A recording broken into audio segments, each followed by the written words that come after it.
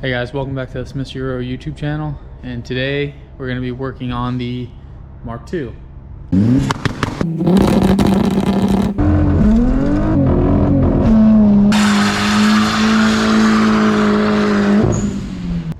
We're going to be doing a pretty big job. This is probably one of the most requested modifications you'll see anywhere in the Mark II, Mark III groups. We are going to be doing a 100% plug and play standalone harness. This is a Microsquirt. You can get these ECUs for about 350 bucks, I think, and they come with this 3-foot harness, and you just have to wire it up yourself. There's only really one company that makes true plug and play harnesses. I guess there's two, but for Microsquirt, there's only one, and that's Paul at KP Tuned. If you guys are not interested in making one of these yourself, go ahead and just hit up Paul. He's all over the groups. He's easy to find. He'll get you one of these made. What I'm going to be showing you guys is how to do it yourself. So this job is not really that hard, but it is kind of intricate. A couple things to know. Tuning this, if you're not going to be tuning it yourself, you have to have a tuner that knows not only these cars, but this system. That again is where KP Tune comes into play. They remote tune stuff. You know, he's done with plenty of these. So again, if you're not comfortable making your own tune, building your own harness, contact Paul. What I'm going to show you how to do is completely make this harness so it's 100% plug and play. You can literally plug in your stock ECU. Here's going to be the plug that comes out of the car. It's going to plug right into here, or you're going to plug it into here. It's literally that easy. If you're having issues with your Microsquirt, if this is going to be your daily driver and are trying to tune the car yourself, this is an excellent way, because you know what, if you can't get the tune right that day, you can just slap your stock ECU in and go on about your business. But obviously that only happens if you're NA. If you're going down the forced induction route, you have to know how to tune this, or you have to pay someone else to tune it, so be aware of that. So when you buy the Microsquirt, all you get is you get the Microsquirt ECU. You can see it's really small, and it's sealed, so that's great. You can have this anywhere. Then you get the 3-foot flying lead harness, and it comes with, this is the serial port, so you'll plug, the adapter is going to plug into here, that'll go to a USB, that way you can tune it. Most aftermarket ECUs, they come with map sensors built in.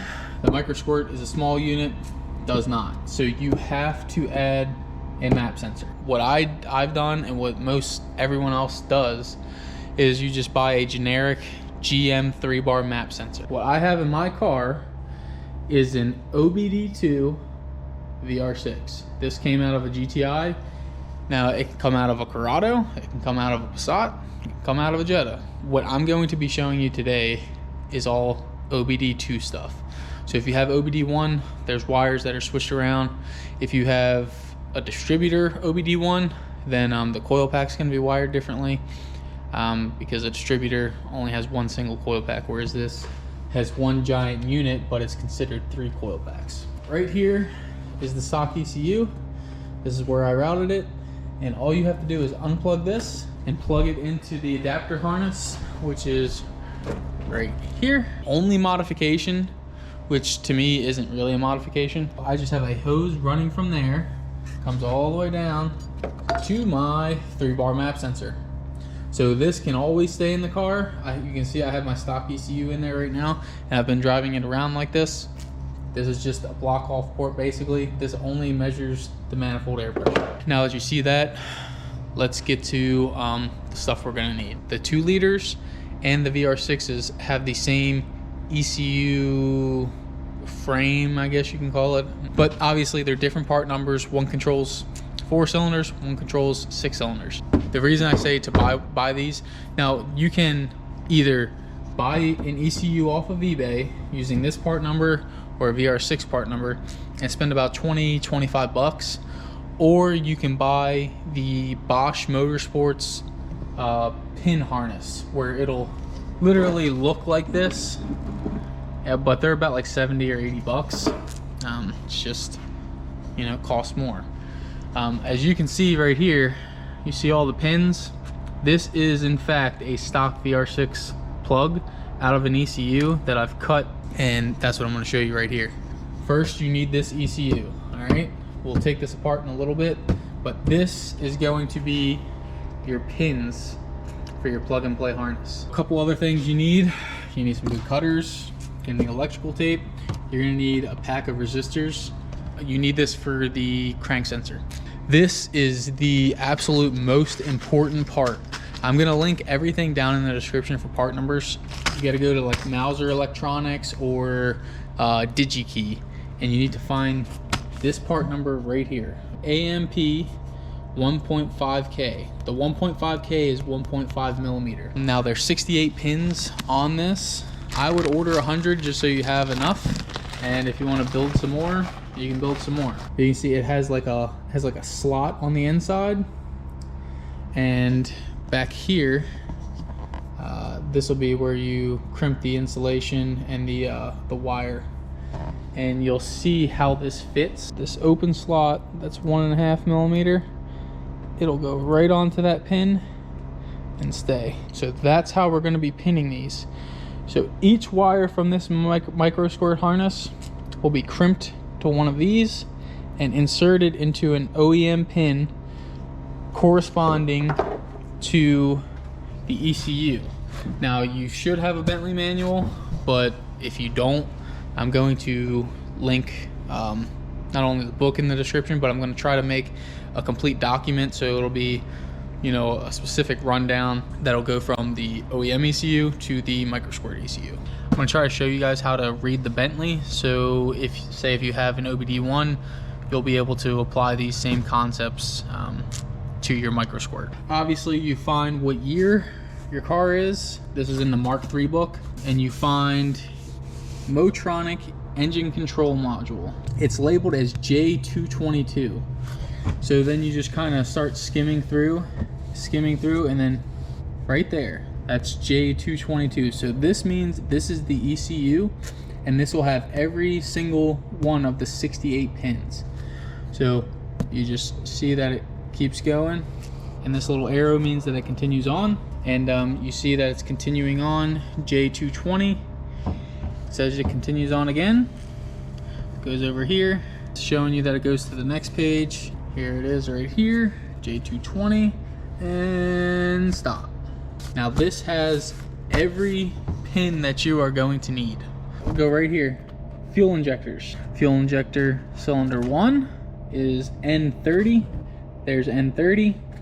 You follow this pin, it goes on up to pin 24. It says T6824. So what that means is there are 68 pins total on the pin to the ECU directly, and this particular pin goes to pin 24. Really can't get much easier than that. What you're also going to need will be a spool of wire, because we're going to be running 2 external wires. Now again, something else that the Microsquirt does not have, it does not have a wideband controller. In order to run any standalone ECU, you must have a O2 sensor.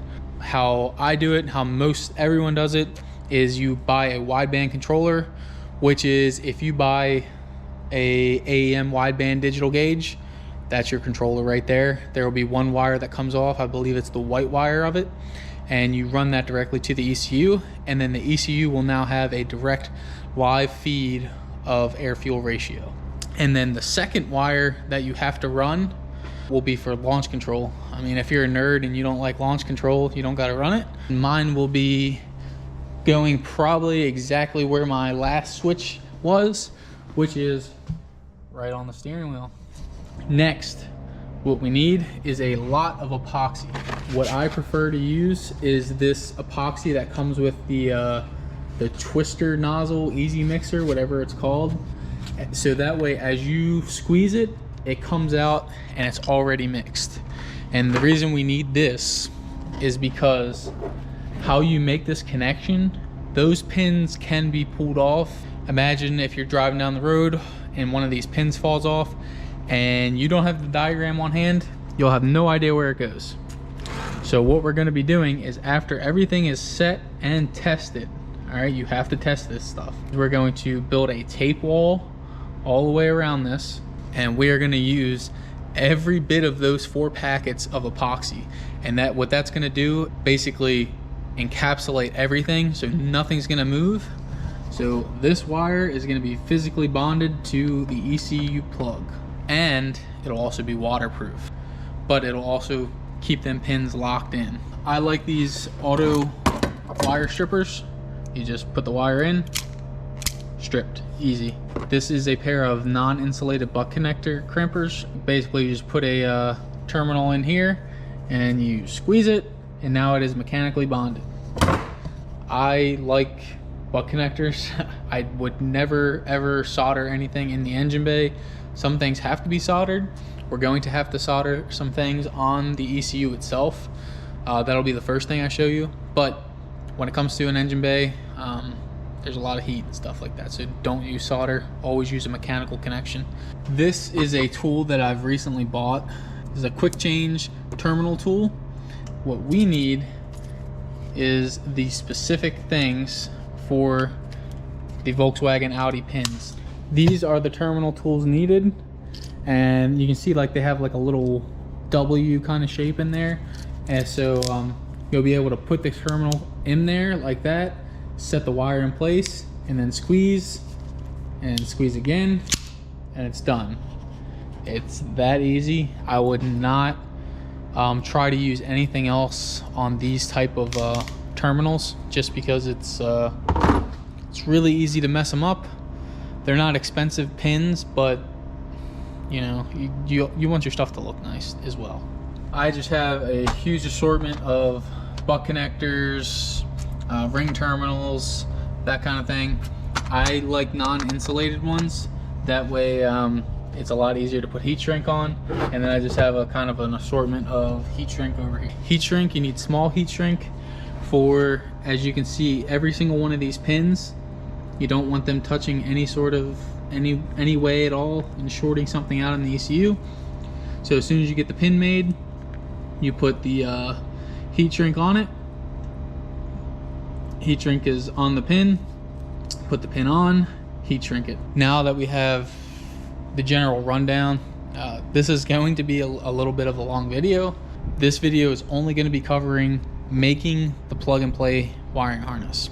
The next video will show you how to go into Tuner Studio and completely make your own map from scratch.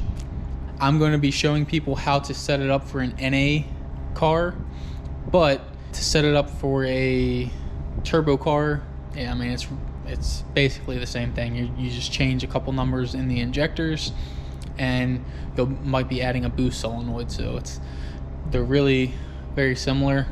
Both these videos will help you greatly. So right here is the Microsquirt unit, and you can see there's 4 screws here. We are not taking these screws out. Flip it around, and you have to take these 4 screws out.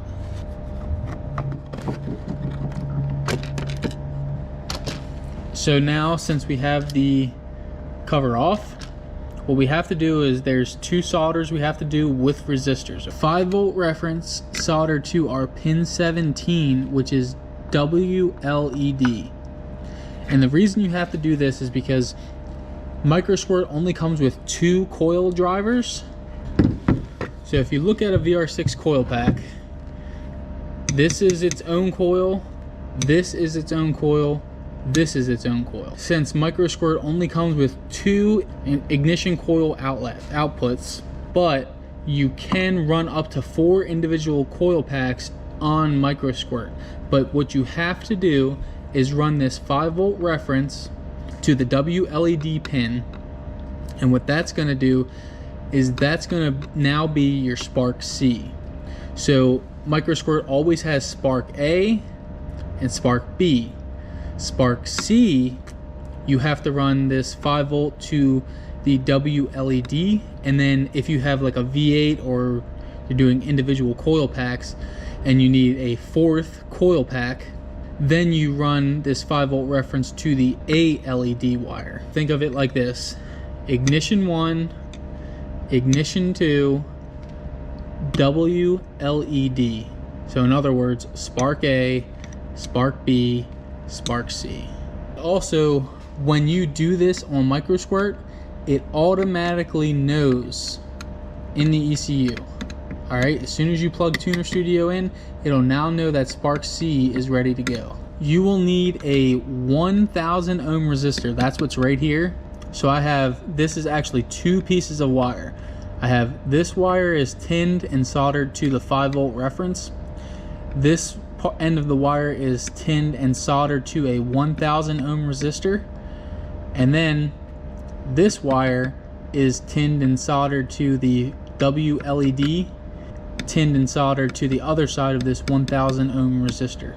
What we have to run on this is called a tooth wheel, and tooth wheels, their sensors, the crank sensor basically, it creates a bunch of voltage and you need to trim it down with ohms. So what we're going to be looking for is pin 32 and pin 33. Pin 32, pin 33. And you can start with whatever you want. What most people start with is a 10,000 ohm resistor. So you have this wire soldered right to pin 32, and it comes around and bam, right here is a 10,000 ohm resistor, and then the other side of that resistor, again soldered to it, comes all the way back around to pin 32. And this is what will affect your tooth log. And if you ever have issues like say you want to rev to 10,000 RPM but you're cutting out at 9,000 RPM, you probably need to upgrade this to a 12,000 ohm resistor or a 14,000 ohm resistor, whatever you want to try. There is an internal shunt resistor. There's 2 pads right here, and you can solder these 2 pads together and it will basically do exactly what I have here with this wire, but instead of having a 10,000 ohm resistor, this is a 25,000 ohm resistor. I do not know if that will work. You can try it. If you have issues, then you can always desolder it and add this wire in. I'm gonna put this back together. You can add some sealer around if you want. Now this case does only go on one way. This is modded, ready to go. Now if you bought the Bosch Motorsports plug, you can skip this, but if you bought an ECU because you're cheap like me, this is where you need a T15, and you just take all the screws out. Alright, so grabbing it with a plier worked. It's pretty tight. Put this to the side, you're not going to need this anymore. Wherever you see screws, take them out. Flip it back here, pull this guy off. And also what you got to do is pry all these off. Everything works. Just got to get these things off. Alright.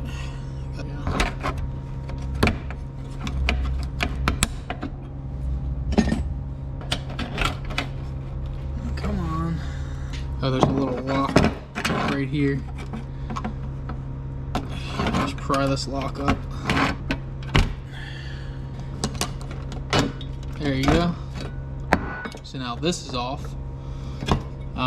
We're not going to be using this. If you want to put this back together, you can.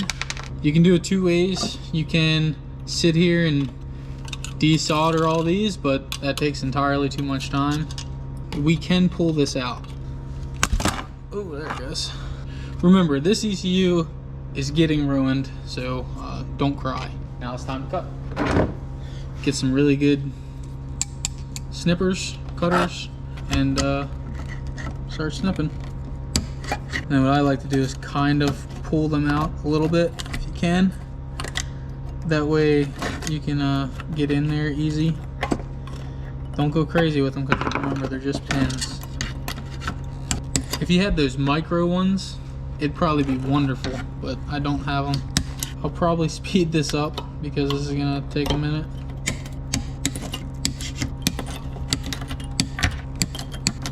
All right, now that you got one row done, what I like to do is take some needle nose and kind of flatten out these long pins so they're not bent and in your face. Remember, these are small metal tangs. They're easily foobarred. Keep going. This is what you will end up with. So obviously you got to cut them one by one and kind of start straightening them out as you're cutting them. Now if you have those really teeny tiny cutters, it'll probably save you a lot of time and a lot of headache with this. I'll link a set in the description. Maybe that'll help out the next guy. See? First row, second row, third row. But every single one of these pins inside is numbered, and it makes it extremely easy and convenient for you to do what you have to do. So now, to make the plug and play part of it, you gotta do a lot of bookwork, a lot of note taking, and then there are specific wires on the Microsquirt. Some of them aren't going to be used, and then there's other wires that you kind of leave out because you need them to go places. These are the wires I always leave out. This is ADC1, or sorry, spare ADC. This will be my launch control. Pink wire is your O2 wire, so this will go to your wideband controller. And the last one is flex fuel. I'm going to be adding this, but not right now, so this is just staying out. These are the ones that we absolutely will not use. A LED, MAF, bootload, can high, can low. If you have an aftermarket dash or one of those CAN bus gauges, you could run these wires to that. VR2, this is if you were running a cam sensor. We could indeed run the cam sensor, but honestly there's no point on this setup because we are not running sequential fueling, we are not running sequential ignition. What that means is that we are running batch fire. We only have 2 injector drivers, and that means that 3 injectors are going to be firing at the same time. That's why doing the cam sensor would just be pointless. Opto 1 and Opto plus and Opto negative, don't need those. Those are all the wires that will not be used. This again is your serial connection, so this is where your USB adapter is going to go to your computer so you can actually tune the car. What I'm going to show you next is where most of the pins go. I'm not going to sit here and go pin by pin by pin. I'm just going to go through some of the important wires that are kind of confusing because again, I'm going to have everything on a spreadsheet for you guys in the description. Hopefully you can just click on it and make sense of it, not have to ask me a million questions, and again, not have to bother other people for it. How Microsquirt works, it only has 2 injector drivers, and for a Vr6 there's 6 injectors. This is what's called batch firing. So what we're going to be doing is we're going to pair 3 injectors to 1 injector source. Right here you see I have this big cluster of wires, and I've color coded them specifically for that reason. Injector 1 is the green wire, and that comes up, and then I have it crimped, 3 wires coming out of it that are extra long. Blue wire is injector source 2. They don't follow each other. You see they kind of go all over. When you see here on my paper, this again is the OEM pinout I got. This is the Microsquirt pinout. We are going to be batching injectors together. See, cylinder 5 goes to injector 1. Cylinder 4, cylinder 6 goes to injector output 2. And then we keep following down here. 24, 25, 26. These are injectors 1, 2, and 3. Injector 1 goes to injector output 1. Cylinder 2 goes to injector output 2. Cylinder 3 goes to injector output 1. The easiest way to remember it is even numbers go to injector driver 2, odd numbers go to injector driver 1. So that's one really important thing that you guys have to know. The next biggest thing is the crank position sensors. Microsquirt gives you 2 wires.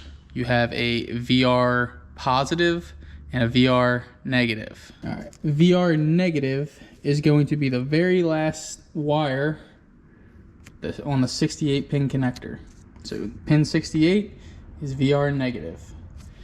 Pin 67 is crank signal VR positive. On this Microsquirt, this is the latest ECU harness for the Microsquirt, so your color should match. Green goes to negative and yellow goes to positive. Do not mix them up. The biggest thing obviously is grounds. I have a ton of grounds. I've added grounds. Some probably are not needed. I know there's some that are only specific for an automatic transmission, but I still put them in anyway. So here are all the ground pins. Remember, this is to the 68 pin connector. That's why I have 56, real high numbers.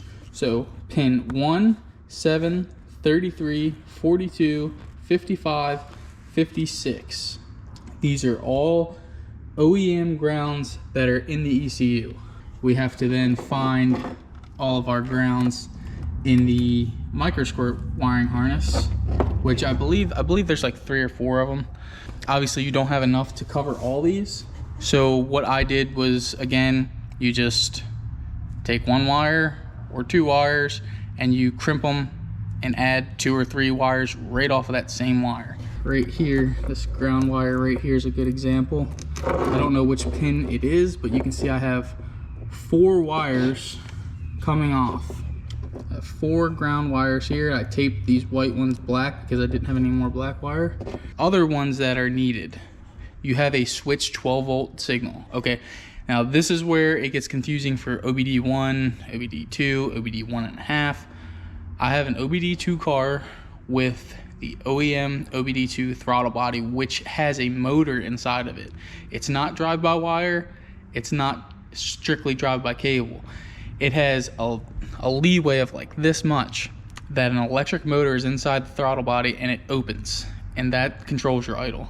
It's extremely hard to control it. I've been trying. I'm not there yet, but it's not to be said that it can't be done. You need 12 volts going to the throttle body idle motor. So you have a solid 12 volt wire coming through here, all right? Because right here, this pin right here is going to be your switch 12 volt. You'll always have it coming out as soon as you turn the key on. So I jumped off of that wire. I trimmed it and I took a power coming directly off of it, and it goes over here to pin 27. That's this red pin right here goes to pin 27, and that's going to supply the idle motor 12 volts. Like I said, I've gotten it to work, but not well. So I'm sure if you guys are tuning your own car, you're going to have to figure it out. I'm just telling you, add that wire in now. Some other confusing wires are the TPS wires. On the OEM 68 pin, you have 40 and 41. These are throttle body pins. 41 I have going to a ground sensor, okay? So one of these Microsquirt grounds is going to pin 41. The TPS signal is going right to pin 40.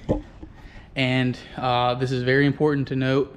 When you put it in, it's going to be inverted and it's going to go ape shit. So you have to go in there and calibrate your TPS, and then it'll realize that, hey, I'm not all the way open right now, I'm all the way closed. Now your tack signal is going to go to pin 22 on your standard ECU 68 pin. So remember, on the coil pack, there's technically 3 coils, okay? So we have to run 3 different ignition wires. So the first wire is spark A, which is considered ignition 1 in the actual loom.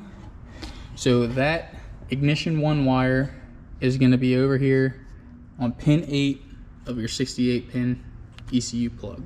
So now pin 52 on the 68 pin is now ignition 2, and this is going to control cylinder 2 and 5. Ignition 1 is going to control cylinder 1 and 6.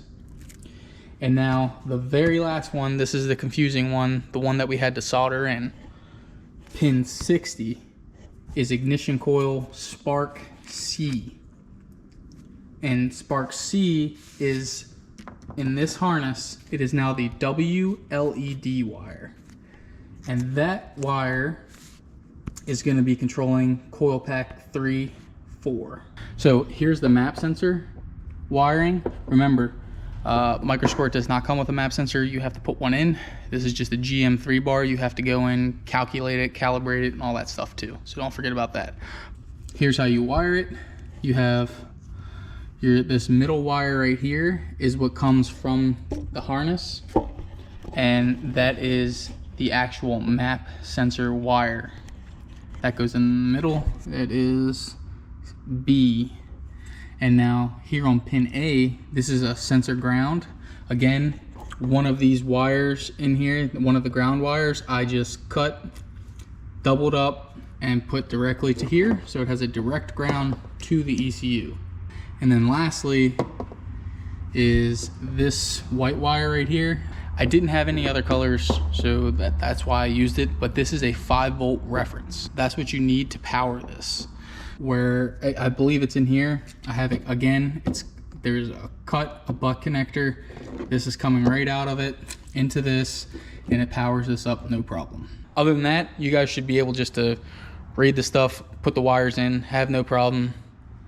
It's easy. So that does it for the wiring portion. Now at this point, you should take it out, try to run through everything, see if it works. This is where I'm going to start weatherproofing it with all this epoxy. Obviously this mixes itself, so we're gonna open 2 of them, pop this off, pre-mix it onto there, and then Jamie will probably hold this for me while I just try to fill every single crevice there is. I'm just laying it in there. It's pretty watery, so hopefully it'll just find its way.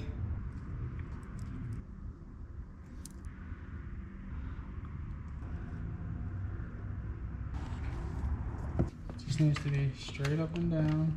With the amount that I used, there's no way it's going to cure in 1 hour, so we'll check back tomorrow. And here's the end product. It turned out really good, honestly. You can see here all that's in epoxy. Obviously this is just tape left over. You can scrape it off if you want, but you know, none of these wires are pulling out. It's pretty well in there, so never have to worry about any wires coming together and touching. Now there are a few exposed pins that were not used. Like if you really cared, you could add some more epoxy into it, but I don't think there will ever be an issue. And this is exactly what I wanted, where this is going to be 100% plug and play, and I'm not going to have to worry about this. Never going to have to worry about wires coming out, whatever. So tape everything up, make it look a lot nicer. This was just getting the video out to you guys. So in the next video, we are going to be installing it in the Golf, so be prepared for that. We'll do a video setting up the base map on it, and then after that we'll have a video of tuning it, getting it ready. Again, thank you guys for watching. See you guys in the next one.